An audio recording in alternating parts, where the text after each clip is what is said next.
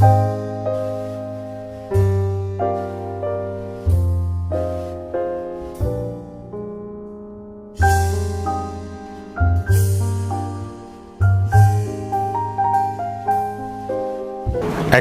Audit awareness प्रोग्रामला उपस्थित Senate, management व ॲकॅडमिक काउन्सिलचे सर्व सन्माननीय सदस्य, विविध महाविद्यालयाचे प्राचार्य,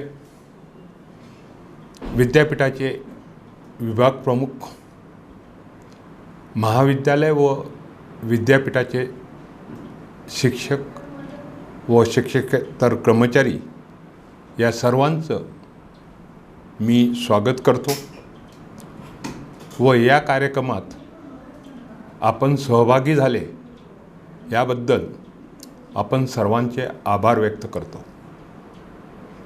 यापूर्वी विद्यापीठात महाविद्यालयाचे संलग्नीकरण LEC मार्फत करण्यात येत होते, परंतु महाराष्ट्र विद्यापीठ कायदा 2016 नुसार महाविद्यालयाचे संलग्नीकरण हे ॲकॅडमिक ऑडिट मार्फत करण्यात येणार आहे। त्यामुळे यानंतर महाविद्यालयाचे ॲफिलिएशन हे ॲकॅडमिक ऑडिट मार्फत होणार आहे आणि याबाबत माहिती सर्व घटकांपर्यंत पोहोचणे आवश्यक आहे। एखादी स्कीम जरी चांगली असेल तरी त्या स्कीमचं सक्सेस हे त्या स्कीमच्या अंमलबजावणीवर अवलंबून असते। त्यामुळे चांगल्या स्कीमसोबत त्याची व्यवस्थित अंमलबजावणी ही फार महत्त्वाची आहे आणि या गोष्टीचे महत्त्व ओळखून आपल्या विद्यापीठाचे माननीय कुलगुरू, माननीय प्रकुलगुरू यांनी ह्या स्कीमच्या सक्सेसकरता अनेक पावले उचललेली आहेत। त्यापैकी हे एक महत्त्वाचे पाऊल आहे। आपण सर्व ॲकॅडमिक ऑडिटचे काम करणार आहोत। आपणास ॲकॅडमिक ऑडिटरची भूमिका पार पाडायची आहे आणि आपली भूमिका जितकी सशक्त असेल त्याचप्रमाणात या स्कीमचं सक्सेस रेट डिपेंड राहील। या स्कीमबाबत आणि या स्कीममध्ये असलेल्या इतर भागाबाबत माझे सहकारी आपणास माहिती देतच आहे आणि या स्कीमचा एक महत्त्वाचा भाग म्हणजे पार्ट 5 आउटकमबाबत मी आपणास थोडक्यात माहिती देणार आहे। समजा आपण एक काम करीत आहोत आणि जर या कामाचे आपल्याला सक्सेस काढायचे असेल तर आपणास त्या कामाचे आउटकम पाहणे आवश्यक आहे। महाविद्यालयाचे महत्त्वाचे काम म्हणजे टीचिंग अँड लर्निंग हे आहे आणि जर महाविद्यालयाचे ऑडिट करावायचे असेल तर टीचिंग अँड लर्निंगचे ऑडिट करणे आवश्यक आहे। या भागाचे ऑडिट आउटकममध्ये येणार आहे आणि याकरता वेगवेगळ्या पॅरामीटर्सचा विचार करण्यात आलेला आहे। याकरता NAAC, NBA, नॅशनल रँकिंग ह्या सर्वमध्ये असलेल्या विविध पॅरामीटरचा अभ्यास करून विद्यापीठाने हा भाग तयार केलेला आहे। याबाबत माहिती पुढील प्रमाणे स्टुडंट एनरोलमेंट असे आढळून आले आहे की काही महाविद्यालयात प्रवेशाकरता फार गर्दी असते। बऱ्याच विद्यार्थ्यांना महाविद्यालय प्रवेश देऊ शकत नाही आणि दुसऱ्या बाजूला काही महाविद्यालय विद्यार्थ्यांच्या शोधात असतात। ही बाब लक्षात घेऊन स्टुडंट एनरोलमेंटची माहिती या भागात घेतलेली आहे। या भागामध्ये प्रोग्राम वाईज किंवा कोर्स वाईज तो प्रोग्राम किती ड्युरेशनचा आहे, त्यामध्ये टोटल इनटेक किती आहे आणि टोटल ॲडमिटेड स्टुडंट किती आहे. इनटेक कॅपॅसिटी आणि ॲडमिटेड स्टुडंट यावरून आपल्याला त्या महाविद्यालयाच्या क्वालिटी बाबतीत माहिती मिळू शकते. या व्यतिरिक्त महाविद्यालयामध्ये असलेल्या जागा आणि प्रवेशाकरता आलेले अर्ज यांचा जर आम्ही रेशो पाहिला, म्हणजे डिमांड रेशो जर पाहिला, तो जितका जास्त असेल त्यावरून आपल्याला महाविद्यालयाच्या क्वालिटी बाबतीत माहिती घेता येईल. दुसरा पॉईंट आपल्याला घ्यायचा आहे की student performance in internal assessment. जसं मी याआधी सांगितलं आहे की प्रत्येक महाविद्यालयाचा महत्त्वाचा भाग आहे टीचिंग अँड लर्निंग. टीचिंग हे इफेक्टिव्ह होत आहे का, लर्निंगची प्रोसेस ही व्यवस्थित पार पडत आहे का, आणि जर ती व्यवस्थित पार पडत नसेल तर त्याला चेक कशी करता येईल, त्याला रेक्टिफाय कसं करता येईल, याकरता कंटिन्युअस इंटरनल असेसमेंट हे फार महत्त्वाचं आहे. आणि त्यामुळे इंटरनल असेसमेंटचं रेकॉर्ड यामध्ये घेण्यात आलेलं आहे की कोणकोणत्या ॲक्टिव्हिटी घेतलेल्या आहेत, त्या ॲक्टिव्हिटीचे नाव यामध्ये येतील. उदाहरणार्थ युनिट टेस्ट आहे, प्री सेमिस्टर एक्झाम आहे, सेमिनार आहे, ग्रुप डिस्कशन आहे, क्विज कॉम्पिटिशन आहे. ह्या अनेक ॲक्टिव्हिटी विद्यार्थ्यांचे लर्निंग आउटकम पाहण्यासाठी किंवा त्याचं इंटरनल असेसमेंट करण्यासाठी उपयोगी आहे. आता यामध्ये किती विद्यार्थ्यांनी भाग घेतला यावरून लक्षात येतं की ती स्कीम, ते प्रोसेस त्या विद्यार्थ्यांना सुटेबल आहे अथवा नाही.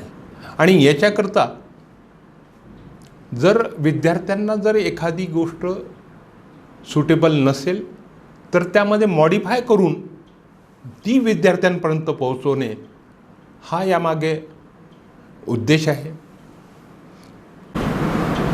विद्यार्थी हा प्रत्येक सत्रामध्ये, काही ठिकाणी प्रत्येक वर्षामध्ये अभ्यास करतो आणि अभ्यास करून त्याचा परफॉर्मन्स हा तिसऱ्या एजन्सीकडून चेक करून घ्यायचा आहे. म्हणून युनिव्हर्सिटी एक्झामिनेशन ही स्कीम मध्ये आलेली आहे. विद्यार्थी हे युनिव्हर्सिटी एक्झाममध्ये त्याचा परफॉर्मन्स कसा आहे हे या भागात आपल्याला तपासायचं आहे. आणि याकरता number of student enrolled, number of student appeared for the exam and percentage of passing of appeared student in various classes, for example first class, second class, pass class, यावरून सुद्धा त्या महाविद्यालयाची आपल्याला माहिती मिळते आहे, त्या महाविद्यालयाची क्वालिटी मिळते आहे. म्हणजे आपण त्या महाविद्यालयाचं ऑडिट हे करू शकतो. या व्यतिरिक्त विद्यार्थी हे को करिक्युलर आणि एक्स्ट्रा करिक्युलर ॲक्टिव्हिटीमध्ये सुद्धा भाग घेतात, जे युनिव्हर्सिटी लेवलवर, स्टेट लेवलवर, नॅशनल लेवलवर होतात. उदाहरणार्थ आविष्कार, इंद्रधनुष्य, अश्वमेघ और any other activity like this. यामध्ये विद्यार्थ्यांचा परफॉर्मन्स, पार्टिसिपेशन, परफॉर्मन्स आणि त्यांचं रँकिंग यावरून सुद्धा त्या महाविद्यालयाची क्वालिटी लक्षात येते आणि त्यावरून आपण त्या महाविद्यालयाचं ऑडिट करू शकतो. याच्या व्यतिरिक्त वेगवेगळ्या एलिजिबिलिटी टेस्ट आहे किंवा एंट्रन्स टेस्ट आहे. या एंट्रन्स टेस्टमध्ये विद्यार्थ्यांचा सहभाग किती आहे यावरून सुद्धा महाविद्यालयाची क्वालिटी लक्षात येईल. उदाहरणार्थ TOEFL, JRE, NET, SET, gate,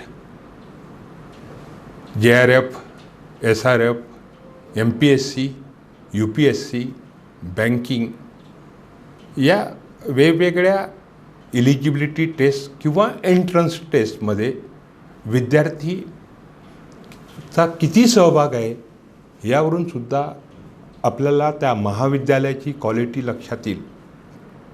याच्या व्यतिरिक्त विद्यार्थ्यांचं शिक्षणाचा मेन जो एम असतो तो की शिक्षण पूर्ण झाल्यानंतर त्याला एक चांगल्या प्रकारची नोकरी मिळायला पाहिजे आणि ती नोकरी मिळण्यासाठी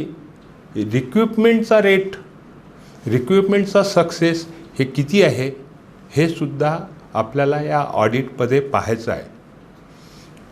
यामध्ये वेगवेगळी क्वालिटी आहे की त्याला जी सॅलरी ऑफर झालेली आहे त्या सॅलरी ऑफरवरून सुद्धा लक्षात येईल की आमचे विद्यार्थी, आमच्या महाविद्यालयातील विद्यार्थी हे कोणकोणत्या पॅकेजेसमध्ये सिलेक्ट झालेले आहे, कोणत्या सेक्टरमध्ये सिलेक्ट झालेलं आहे. गव्हर्मेंट सेक्टर आहे, प्रायव्हेट सेक्टर आहे, तो टेम्पररी अपॉइंटमेंट आहे. ह्या सर्व गोष्टींचा या ऑडिटमध्ये विचार करण्यात यायला पाहिजे. प्रत्येक विद्यार्थी हा नोकरीच करतो असं नाही आहे. तर एखादा विद्यार्थी ग्रॅज्युएट झाल्यानंतर त्याला पोस्ट ग्रॅज्युएट करायचं असते.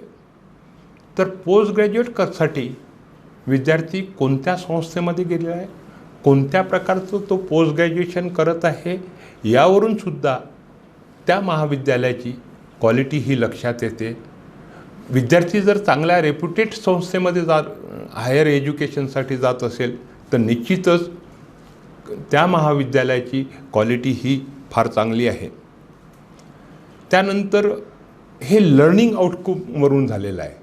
याच्यानंतर क्वालिटी इम्प्रूव्हमेंट आउटकमसुद्धा आहेत. म्हणजे आउटकममध्ये दोन प्रकार घेतले आहे. एक आहे लर्निंग आउटकम जे आपण आतापर्यंत डिस्कस केलं आहे आणि दुसरं आहे क्वालिटी इम्प्रूव्हमेंट आउटकम. आणि क्वालिटी इम्प्रूव्हमेंट आउटकम हे टीचर बेस जास्त आहे.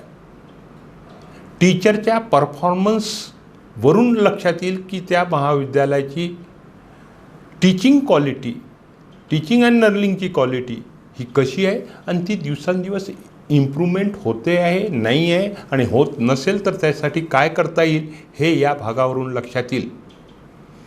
तर यामध्ये पहिला पार्ट आहे presence of teacher in college during the instruction days. किती दिवस महाविद्यालयामध्ये शिक्षक हा उपस्थित होता, की बऱ्याच वेळेला असं लक्षात येतं की त्याचं ड्युरेशन काय आहे. ह्या सर्व गोष्टी या ऑडिटमध्ये आपल्याला पाहायचं आहे. त्यानंतर टीचरकडे असलेलं वर्कलोड, त्याकडे जितकं वर्कलोड आहे तितकं वर्कलोड कंप्लीट केलेलं आहे. बऱ्याच वेळेला असं ऑब्झर्व होतं की युनिव्हर्सिटीचं सिलेबस त्या वर्कलोडमध्ये कंप्लीट होत नाही. तर अशा कंडिशनमध्ये काही एक्स्ट्रा पिरियड घेणे आवश्यक असतात. तर टीचरनी एक्स्ट्रा पिरियड एंगेज केलेले आहे का आणि हे सर्व करून किती सिलेबस कंप्लीट केलेलं आहे हे पाहणे या ऑडिटमध्ये आवश्यक आहे. त्यानंतर हाही एक आउटकमच आहे की विद्यार्थ्यांनी सत्रांमध्ये, सेमिस्टरमध्ये अभ्यास केल्यानंतर विद्यापीठाची परीक्षा देणे आणि त्या विद्यापीठाच्या परीक्षेमध्ये विद्यार्थ्यांना सक्सेस रेट पाहणे आणि हा सक्सेस रेट युनिव्हर्सिटीचा जो रिझल्ट आहे तो युनिव्हर्सिटीचा रिझल्ट आणि कॉलेजचा रिझल्ट हे दोन्ही कंपेअर करावे आणि हे कंपेअर करून जर कॉलेजचा रिझल्ट हा युनिव्हर्सिटी रिझल्टपेक्षा जास्त येत असेल तर निश्चितच त्या महाविद्यालयाची, त्या शिक्षकाची आणि त्या विद्यार्थ्यांचं सक्सेस हे फार चांगलं आहे. त्यानंतर आहे टीचरचं क्वालिफिकेशन इम्प्रूव्हमेंट. उदाहरणार्थ एखादा टीचर जेव्हा लागतो तेव्हा नुसतं पोस्ट ग्रॅज्युएट होता, आता लागतो तर तो पोस्ट ग्रॅज्युएट असतो, आयदर नेट, सेट किंवा PhD असतं. याच्या व्यतिरिक्त त्यांनी लागल्यानंतर त्याच्या क्वालिफिकेशनमध्ये काय इम्प्रूव्हमेंट केलेली आहे. इथे अपेक्षित आहे की टीचर एकदा अपॉइंट झाल्यानंतर त्याच्या क्वालिफिकेशनमध्ये कंटिन्युअस इम्प्रूव्हमेंट व्हायला पाहिजे. त्यांनी additional certificate courses, diploma courses, training programme, faculty improvement programme ह्यामध्ये कंटिन्युअस जर एखादा टीचर सहभाग घेत असेल तर निश्चितच टीचरच्या क्वालिटीमध्ये, टीचरच्या नॉलेजमध्ये फरक पडतो. म्हणून या गोष्टीचाही या ऑडिटमध्ये समावेश करण्यात आलेला आहे. आज प्रत्येकाला असं वाटतं की मला चांगला जॉब मिळाला पाहिजे आणि चांगला जॉब मिळवण्याकरता त्या विद्यार्थ्यामध्ये स्किल असायला पाहिजे. जर त्या विद्यार्थ्यामध्ये स्किल आहे तर निश्चितच त्याला चांगल्या प्रकारचा जॉब मिळू शकतो. आता हे स्किल मिळणार कुठं? तर हे स्किल देण्यासाठी आमच्या टीचरजवळ स्किल असायला पाहिजे. म्हणून टीचरनी लागताना त्याच्याकडे स्पेशलाइज किंवा काळानुरूप ज्या स्किल पाहिजे त्या जर नसतील तर त्यांनी ॲक्वायर करणे आवश्यक आहे. टीचर जर स्किलफुल असेल, टीचरकडे वेगवेगळ्या स्किल असतील तर ह्या स्किल विद्यार्थ्यांपर्यंत ट्रान्सफर होतील आणि जर त्या विद्यार्थ्यांनी घेतल्या स्किल तर निश्चितच विद्यार्थ्यांना जॉब ऑपॉर्च्युनिटी ही चांगली राहील. म्हणून ऑडिटमध्ये या आउटकमच्या भागामध्ये any other qualification or skill acquired by the teacher during the audit period हा पॉईंट घेतलेला आहे. आज आम्ही युनिव्हर्सिटी लेवलवर तसंच कॉलेज लेवलवर अनेक प्रकारच्या फील्डमध्ये रिसर्च करत असतो. अनेक विद्यार्थी PhD होतात आणि त्या PhDचा समाजाला किती उपयोग आहे या बाबतीत प्रश्नचिन्ह निर्माण होतात. म्हणून रिसर्च हा जो एरिया आहे हा समाजाशी निगडीत असावा. म्हणून प्रत्येक महाविद्यालयाने आपल्याकडे असलेले टीचर, त्यांचं स्पेशलायझेशन, समाजाला असलेली गरज ह्या गोष्टीचा सकल अभ्यास करून दे शुड आयडेंटिफाय दी की रिसर्च एरिया आणि त्या की रिसर्च एरियामध्ये त्या शिक्षकांनी काम करावं. याकरता इंटरडिसिप्लिनरी कन्सेप्टसुद्धा यूज करू शकता. टीचर हे ग्रुपमध्ये सुद्धा काम करू शकतात आणि असं जर रिसर्च झालं तर आमचे जे रिसर्च पेपर्स राहतील हे सुद्धा चांगले राहतील. पेटेंट, अनेक प्रकारचे पेटेंट आम्ही मिळू शकू आणि त्या पेटेंटचा प्रॉडक्टमध्ये कसं कन्व्हर्शन होईल याचासुद्धा यांनी विचार केला जाईल. त्यामुळे या ऑडिटमध्ये की रिसर्च एरिया आयडेंटिफाय करणे आवश्यक आहे आणि तो भाग इथे घेतलेला आहे. जसं मी आताच बोललो की आम्ही रिसर्च करतो, पेपर पब्लिश करतो. पेपर कुठे पब्लिश करतो, कसे पब्लिश होतात हे तुम्हाला आणि मला सर्वांनाच माहीत आहे. त्या रिसर्च पेपरचा पुढे काय होतो. म्हणून आता या ऑडिटमध्ये आपण असं घेतलं आहे की रिसर्च पेपर जो पब्लिश होतो आहे तो UGCने जे जर्नल दिलेले आहे त्या जर्नलमध्ये पब्लिश व्हायला पाहिजे. नुसतं त्यामध्ये पब्लिश होऊन नाही तर त्याचा इम्पॅक्ट फॅक्टर किती आहे याचासुद्धा इथे विचार केलेला आहे. आणि हा जर विचार आपण केला तर निश्चितच रिसर्चची क्वालिटी ही इम्प्रूव्ह होईल. आणि माझ्या मते रिसर्च आणि हायर एज्युकेशन ह्या दोन गोष्टी एकाच नाण्याच्या दोन बाजू आहेत.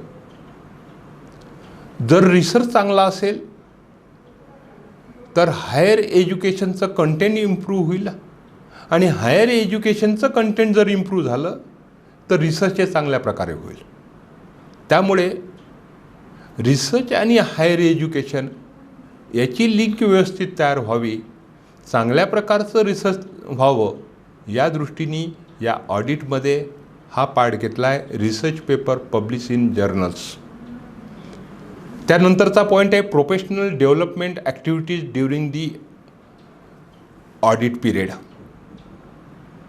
जसं आपण पाहिलं की टीचर लागतो तेव्हा एक त्याचं क्वालिफिकेशन असते, ते क्वालिफिकेशन इम्प्रूव्ह करण्याच्या दृष्टीने टीचरनी प्रयत्न केलेला पाहिजे. परंतु याच्या व्यतिरिक्तही शॉर्ट टर्म कोर्सेस असतात, समर कोर्सेस असतात, वेगवेगळे सेमिनार कॉन्फरन्सेस होतात. तर या seminar conferences, short term training course, diploma courses, certificate courses, orientation programme, refresher programme यामध्ये टीचरचा सहभाग किती आहे? जर टीचर ॲक्टिव्ह असेल, त्याला खरोखर आपलं ॲकॅडमिक हे अपडेट जर करायचं असेल तर त्यांनी प्रोफेशनल डेव्हलपमेंट ॲक्टिव्हिटीमध्ये भाग घेणे हे आवश्यक आहे. आणि हा भाग एकदा घेतला, संपला, माझं ओरिएंटेशन कंप्लीट झालं, रिफ्रेशर कंप्लीट झालं, कॅशमध्ये प्लेसमेंट झालेलं आहे, आता गरज नाही, तर कॅशमध्ये प्लेसमेंट हा एक वेगळा पार्ट आहे. आणि ॲकॅडमिकली या प्रोफेशनल डेव्हलपमेंट हे ॲकॅडमिक ॲक्टिव्हिटीच्या दृष्टीने महत्त्वाचं आहे. म्हणून प्रत्येक टीचरनी कंटिन्युअसली प्रोफेशनल डेव्हलपमेंट ॲक्टिव्हिटीमध्ये भाग घ्यावा असं अपेक्षित आहे. आणि त्याचमुळे ॲकॅडमिक ऑडिटमध्ये हा भाग आलेला आहे. रिसर्च कॅरीड आऊट करण्यासाठी फंडिंग लागतं, आणि याकरता वेगवेगळ्या फंडिंग एजन्सीज आहेत. त्या फंडिंग एजन्सीकडून फंड कसं मिळवता येईल, कोणकोणत्या फंडिंग एजन्सी आहेत, त्या कशा प्रकारच्या प्रोजेक्टला फंड देतात, याचा अभ्यास करणे आवश्यक आहे. आणि त्याचा अभ्यास करून त्यांनी दिलेल्या गाईडलाईननुसार त्या एजन्सीला प्रोजेक्ट सबमिट करणे आवश्यक आहे. या प्रोजेक्टमध्ये बऱ्याच वेळेला JRF, SRFसुद्धा मिळतात, ज्याच्यामुळे आपल्याला विद्यार्थीसुद्धा मिळतील की ज्यांना एक रेम्युनेशनसुद्धा मिळतं, प्लस तो रिसर्चही करू शकतो आणि आपल्या गायडन्सचा त्याला फायदा होऊ शकतो. म्हणून प्रत्येक टीचरनी रिसर्च प्रोजेक्ट हा फंडिंग एजन्सीला दिलेला पाहिजे. किती फंडिंग एजन्सीला रिसर्च प्रोजेक्ट सबमिट झालेले आहे, त्यामध्ये किती प्रोजेक्ट सँक्शन झालेले आहे, किती अमाऊंटचा प्रोजेक्ट सँक्शन झालेला आहे, आणि एखादा प्रोजेक्ट जर झालेला आहे तर त्यामुळे किती विद्यार्थ्यांना त्याचा बेनिफिट झालेला आहे. ह्या सर्व गोष्टीचा विचार करून हा पार्ट ॲकॅडमिक ऑडिटमध्ये घेण्यात आलेला आहे. आणि या रिसर्चमध्ये रिसर्च कंप्लिशन होत असताना आम्ही IPRचा अभ्यास केलेला आहे का, आमचे पेटेंट झालेले आहे का, आणि पेटेंटचं कन्व्हर्शन प्रॉडक्टमध्ये करता येईल का, हा एक प्रकार यामध्ये आपण कन्सिडर केलेला आहे. आणि तो घेऊन हा पार्ट या ॲकॅडमिक ऑडिटमध्ये ॲड केलेला आहे. रिसर्च गायडन्स करताना युनिव्हर्सिटी लेवलला वेगवेगळे टप्पे आहेत. उदाहरणार्थ PGचा विद्यार्थी असेल त्याला प्रोजेक्ट असतात किंवा डेझर्टेशन असतात. MPhilच्या लेवलला प्रोजेक्ट आणि डेझर्टेशन आहे, PhD आहे. तर या ऑडिट पिरियडमध्ये किती विद्यार्थी PhD, MPhil किंवा PG डेझर्टेशन यासाठी एनरोल झालेले आहे, कितींचे थेसिस किंवा डेझर्टेशन सबमिट झालेले आहे, कितींना अवॉर्ड झालेले आहे याचासुद्धा ऑडिटमध्ये उल्लेख आलेला आहे. यावरून हे समजते की रिसर्चचं आउटपुट हे किती आहे. प्रत्येक संस्थेचं रिसर्च आउटपुट यावरून माहिती मिळेल. आता आपण पाहतो आहे की कोविड-19च्या प्रादुर्भावामुळे आम्हाला फिजिकल टीचिंग घेता येत नाही आहे. विद्यार्थी त्यांच्या घरी आहे, शिक्षक त्याच्या घरी आहे, इतके मोठमोठ्या इमारती आहे, परंतु टीचिंग हे इफेक्टिवली होत नाही आहे. काही ठिकाणी ऑनलाईन होतं आहे, त्याचाही तितका इफेक्ट मिळत नाही आहे. म्हणजे याकरता आमचे जे ई कंटेंट तयार व्हायला पाहिजे ते ई कंटेंट तितक्या प्रमाणात तयार झालेलं नाही. आणि म्हणून टीचरला मोटिवेट करून ते ई कंटेंट कसे तयार करतील जे विद्यार्थ्यांकरता उपयोगी राहतील याचा विचार करणे आवश्यक आहे. आणि ऑडिटमध्ये या गोष्टीला महत्त्व यावं म्हणून हा एक टायटल टाकला आहे, contribution of teachers in E content development during audit period. तर हे E content may be video, audio, animation, E book, the contribution of teacher in E development याकरता याचा समावेश यामध्ये केलेला आहे. आणि ऑडिटर म्हणून आम्ही जर या सर्व गोष्टींचा व्यवस्थित पडताळणी जर केली तर महाविद्यालयाचं गुणांकन होताना उपयोगी होईल. हे गुणांकन त्याच्या नॅक किंवा NBA किंवा NRF रँकिंग याकरतासुद्धा उपयोगी होईल. आपण माझं हे म्हणणं ऐकून घेतलं त्याबद्दल मी आपण सर्वांचा आभारी आहे. धन्यवाद.